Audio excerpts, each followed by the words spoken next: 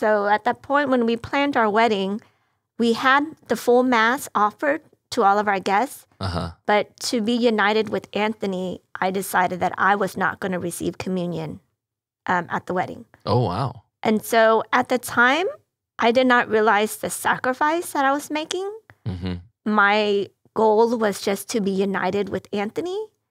And my main thing was the sacrament of marriage was the most important sacrament for that day. And that I could receive this, sacrament of communion the next day. I think that was maybe the starting point of Anthony's conversion, because he saw how much I cried on the wedding day. Really? And I didn't realize how much it impacted me until the actual everyone's around you is receiving Jesus and you're not able to. But I wanted to make sure that I was united with him. And I think God bless us with that decision, because eventually Anthony decided that he was going to enter the church. What was going through your mind? So was she crying there at the ceremony itself? Yes, we were kneeling, I guess, at the altar at the stairs, and all around us, folks were coming up for Eucharist, for communion, and I was looking at her, and she was weeping. Tears were just coming down, and it was our wedding day, and I saw that. I saw her crying. I saw her tears, and I think that moved me at that time. I mean, I was very, I didn't like it.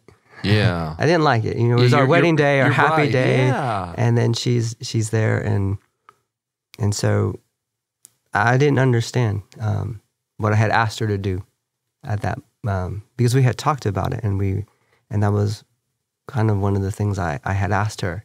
And then she did make that decision. In your mind, was it still just bread? In your mind? Yes, I think because in growing up, it was kind of a remembrance thing. And so, is it the true body and blood, the presence? And at that time, I did not. You did not. It was just bread to you at that time. Yes, you didn't recognize what it really was. No, I did not. So how did that move on? Did you have a conversation on your honeymoon or something? Or? No. We went on marriage life, and then 8 months into our marriage, it was rocky. And so we decided to go to marriage encounter. And so most people don't go to marriage encounter, within 8 months of your marriage. But I knew that I wanted to handle any conflicts early on. So at the marriage encounter weekend, we met a priest, and he talked to us extensively about the process of RCIA. Growing up, I assumed that if you join RCIA, you've made the commitment to become a Catholic.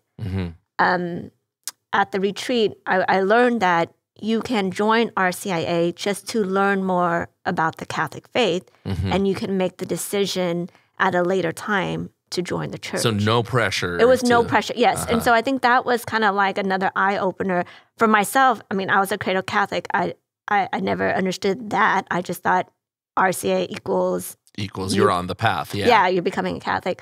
So I think that really helped us, and he started to attend the classes, the sessions, and I would join him when I could.